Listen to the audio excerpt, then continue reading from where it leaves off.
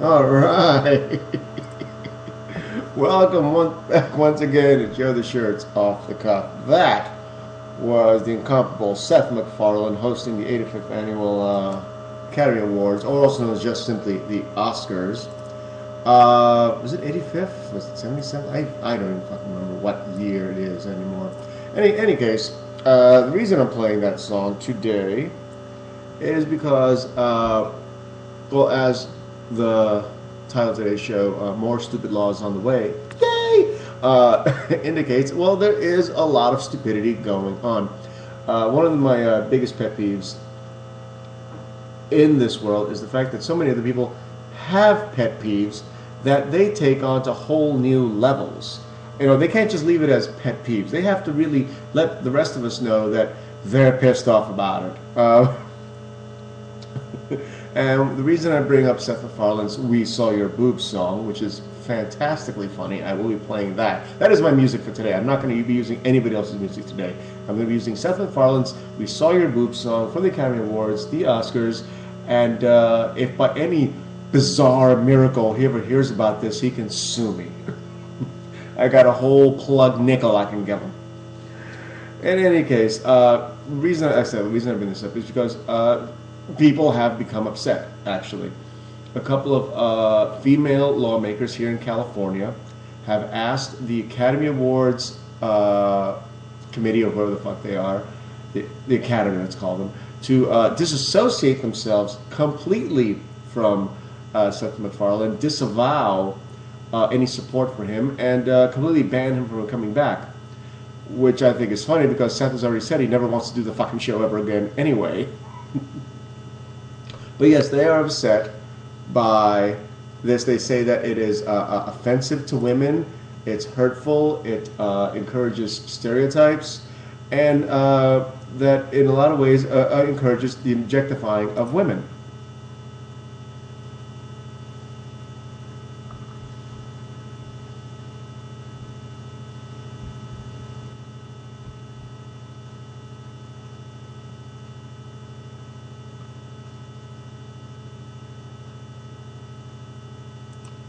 Okay, so what actually is the problem here? I really want to know what the problem is because I'm not getting it. He's giving us a song about something that these actresses actually did. They did a nude scene exposing their breast.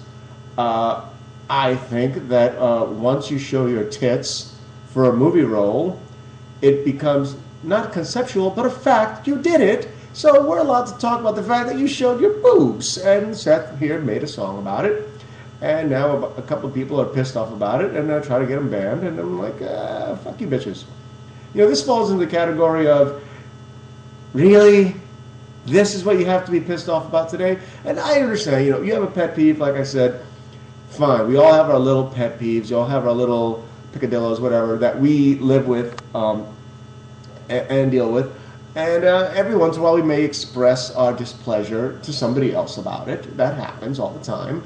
Lord knows if you live with a significant other, be it your boyfriend, girlfriend, wife, or husband, or even a roommate even, God knows you have your pet peeves about each other that just tick you off incessantly. I know that my girlfriend can't stand the fact that I sometimes leave dishes in the sink for more than a few hours. Loses her fucking mind. If she goes to work and she comes home and there's like one glass in the fucking sink, you know, she's on my ass about it, but you know, she doesn't like, you know, call a state legislature to see about banning me from the kitchen.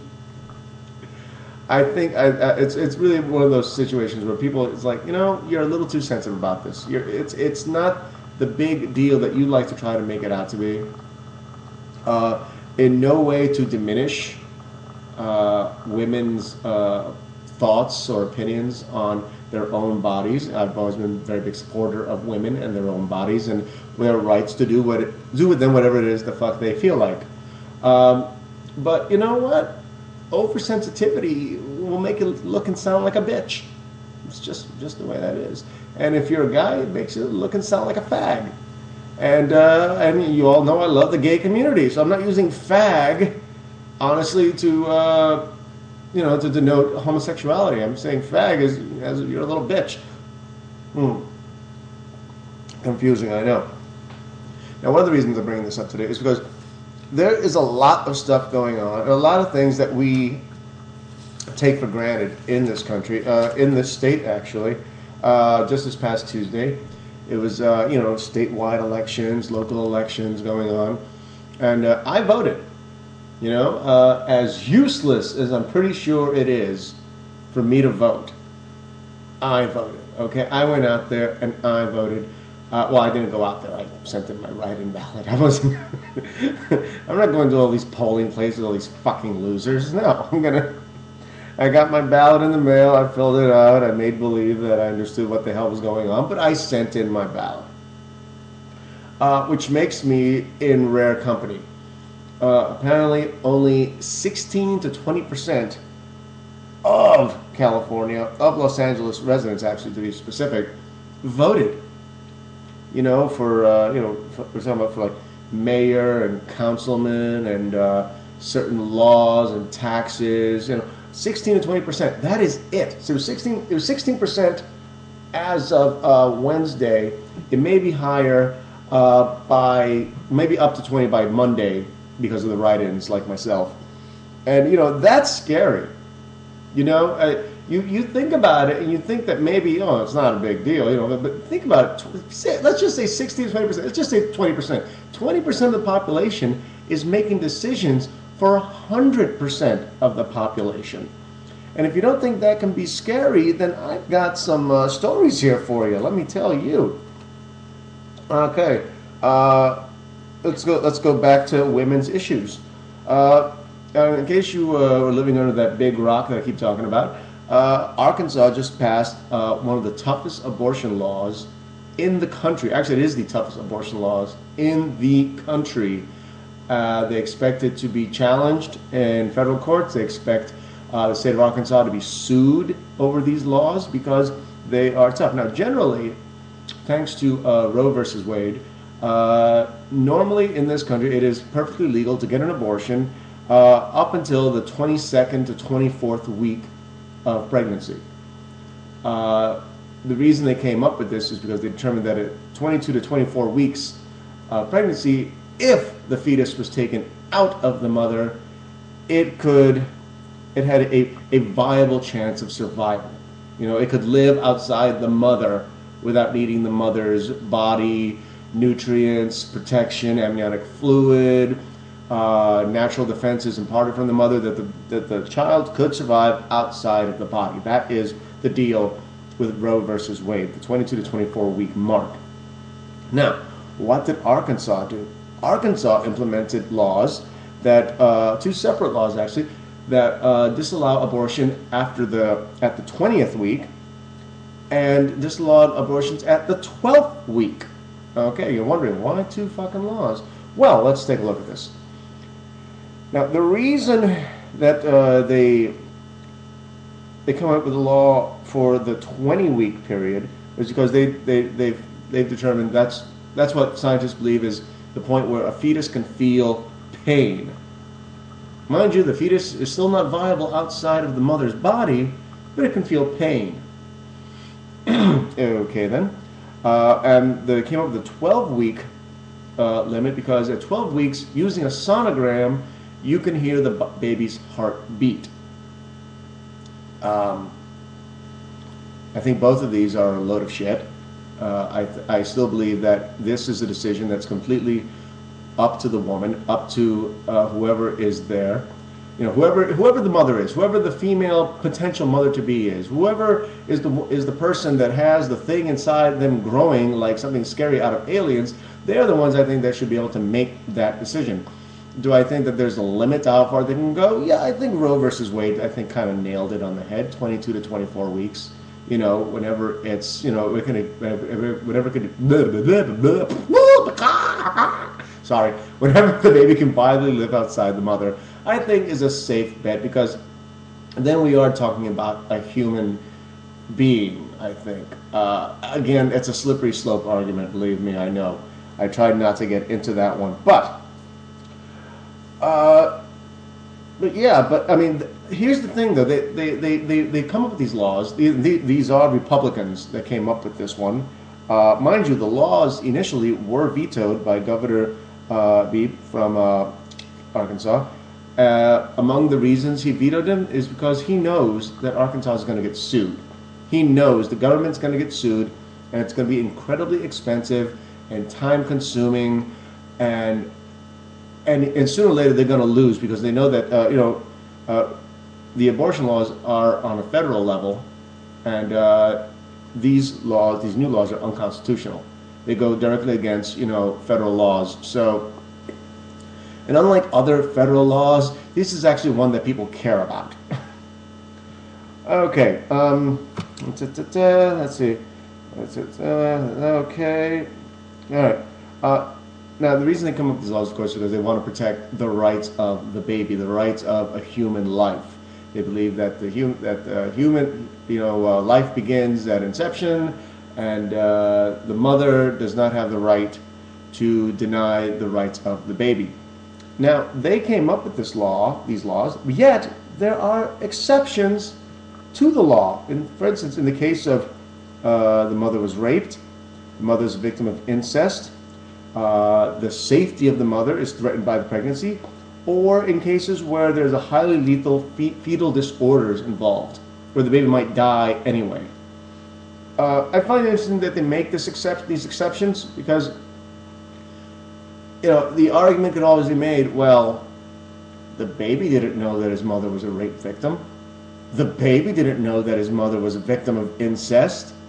So we make these exceptions to try to get things pushed through so that the people that are on the fence will join in.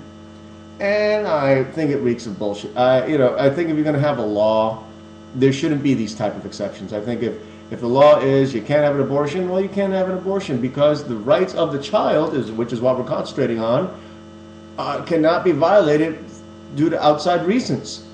The fact that the mother was raped or a victim of incest does not stop the child from being viable.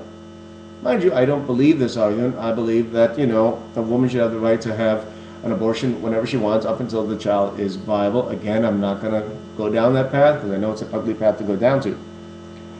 What I find really interesting about these laws here, is that there is no prosecution involved when a woman gets the abortion past the 12 or 20 week period. There isn't any. There's no consequence to the mother. The worst thing that can happen actually is that the doctors can lose their license. The doctors can lose their license, doctors can get sued, doctors can be whatever, but the mothers, the women that actually go in for these procedures, nothing is to happen to them. But of course the point is, then where the hell are they going to go? They're not going, because no doctor is going to risk losing their license over this. And the ones that are, well, you're not going to, be around much longer anyway. And so these women will either have to go get nasty back alley abortions, which I'd really be surprised if they still exist. I'm sure they do, but it's really surprising. Or they have to go out of state. Now, another part of the law that was enacted was that abortions are no longer to be covered by insurance carriers. So if you have medical insurance, you get pregnant, and you want an abortion, guess what? If you live in Arkansas, you can't get one through them. You have to pay for it out of pocket. Anyway, in any case, we're going to take a little break right now. I got more stupid laws coming up. I'm Joe the Shirt. I'm off the cuff, and I'll be right back.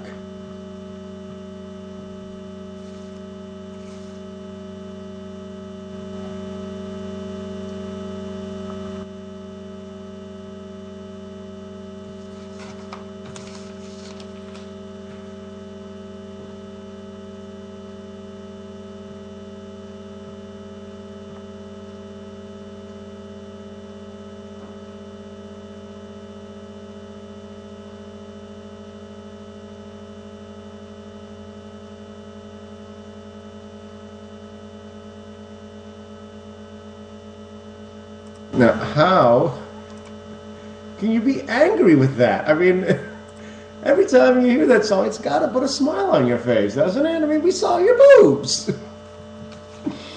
Okay, now let's see. Ah, more stupid laws coming down the pipeline. Uh,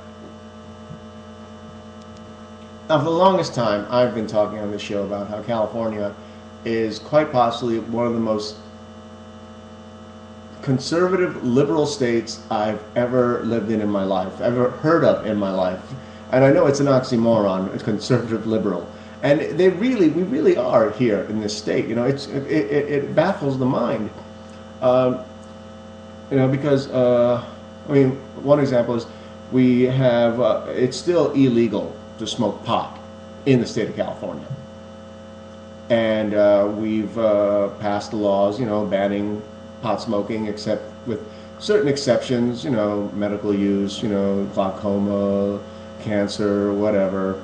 And but for the most part, it's still against the law, which is ridiculous. And because I've never been in a state in my life that smoked so much weed, I swear to God. And some of the best weed in the world is grown right here. Actually, I think by my neighbor Jesus next door. And yet, we stopped pot from being legalized. Okay, another one. I live in West Hollywood, possibly one of the gayest neighborhoods in the fucking world. I mean, this place makes all of San Francisco look like Detroit. I swear to God, it's ridiculous how gay this neighborhood is, and I love it because it is clean. It is clean. Well, it's clean up until after Halloween and Gay Pride parade, because the day after that, it's nothing but like condoms everywhere. And I'm not talking like still in the package. I'm talking used. Day after Halloween, I've seen condoms, I've seen dildos, I've seen IUDs. I don't know what the gays are doing with that, but it's. But for the most part, very, very clean neighborhood, and also very, very gay, like I said.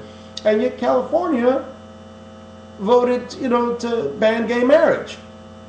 I honestly, I really thought that California was a lot more liberal than that. Really, when it came to pot, when it came to equal rights for gays, I thought it was a slam dunk for both of those. I really did. I thought, right on, dudes will be getting married and smoking weed in the streets before you know it. And the fact is, no. And California is really, really big on restricting civil liberties. Hell, one of the new laws they got coming up pretty soon, here in West Hollywood, actually, last year I think it was, they passed a law, a fur ban, where you are not allowed to sell fur in West Hollywood. You can't get a fur coat, you can't get a fur hat, you can't get a fur-lined glove, none of that. And now they have a new ban coming up where you can't sell leather goods in West Hollywood. You want a leather purse? Fuck you, no. You want a leather jacket? Fuck you, no. You want leather sneakers? No, you can't get those because they're planning on trying to ban leather. Actually, I think they might have repealed the fur thing, but they're trying to pass a leather one now. I'm still pissed off at the fact that I have to bring a bag with me every time I go to the fucking supermarket. I gotta bring this fucking tote bag everywhere I fucking go like a retard, so I can go get some milk and beer and shit, and not in that order.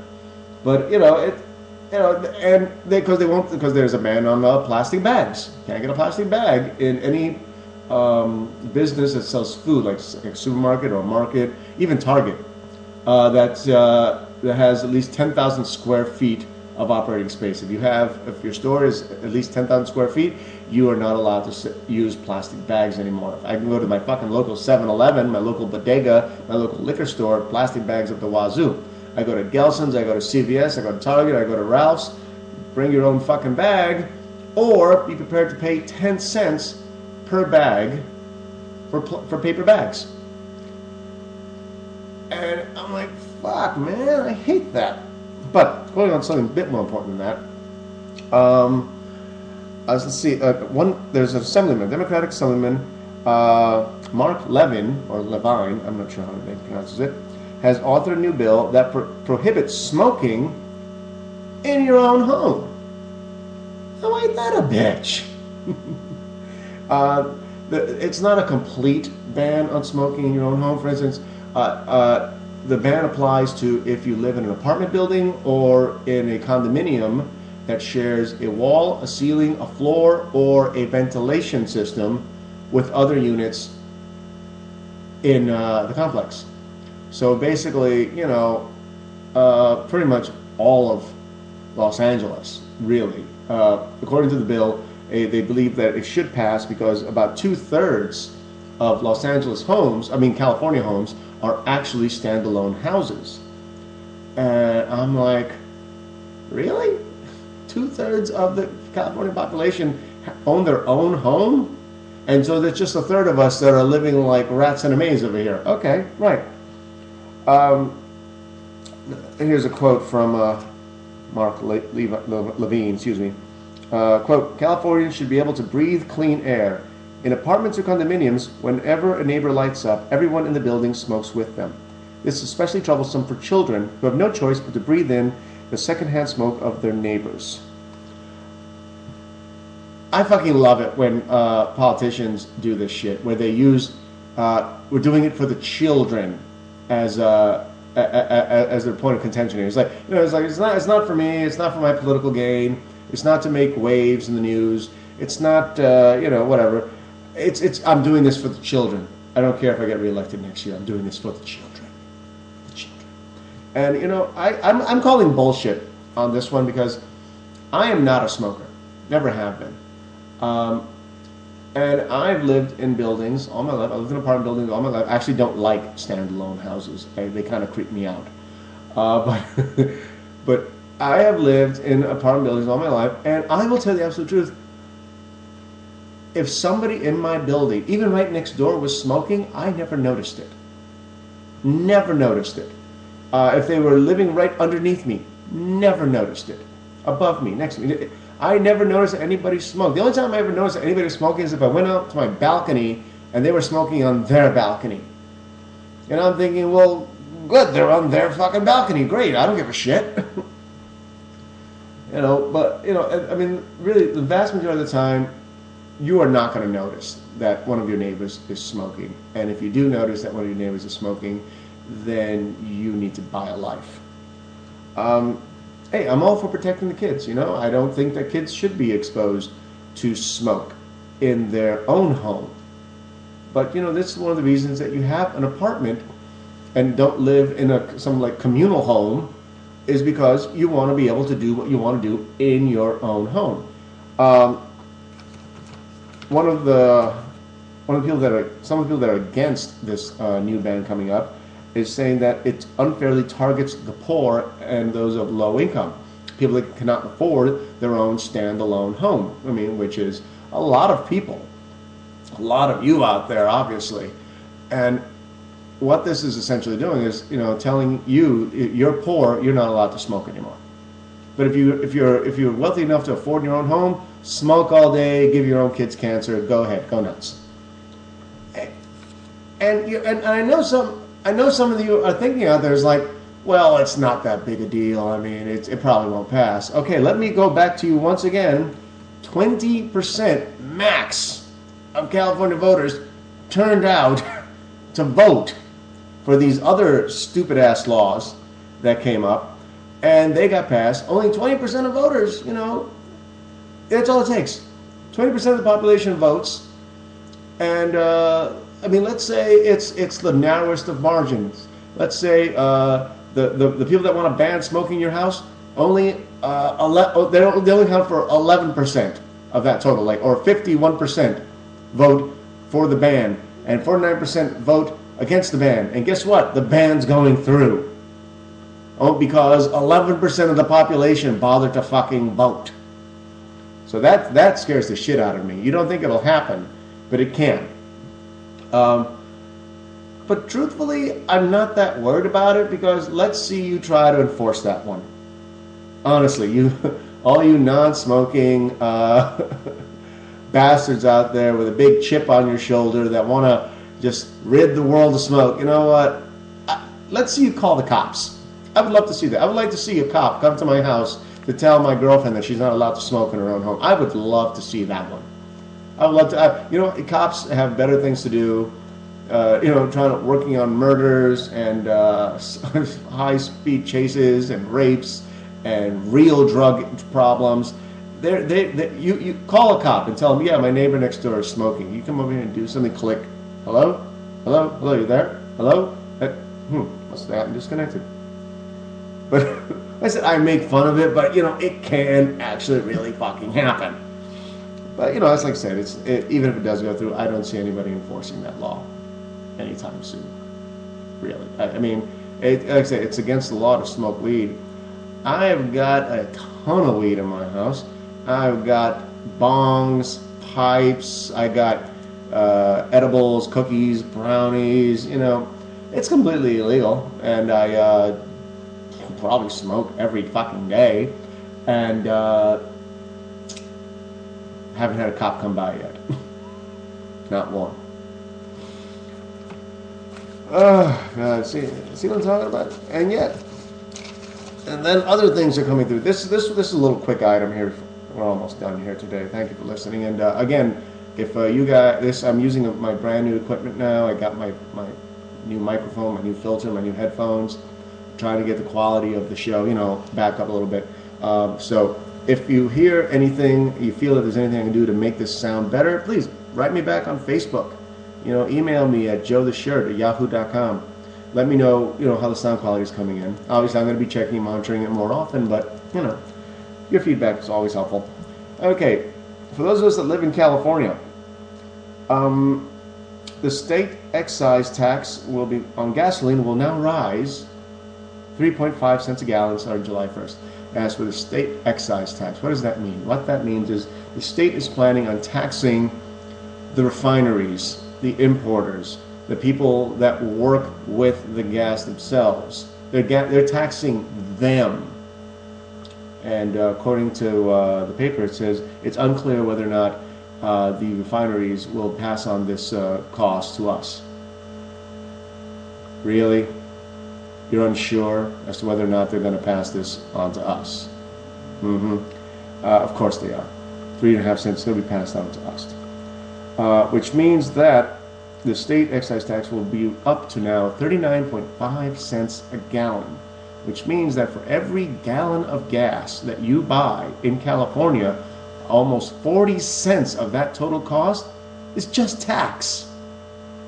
So even if you were to find by some miracle, gasoline in California for $3.40 a gallon, which about 10 years ago would have been ridiculous, and now it's reason to jerk off. But if you find gas at $30.40 $3.40 a gallon, 40 cents of that is just pure tax.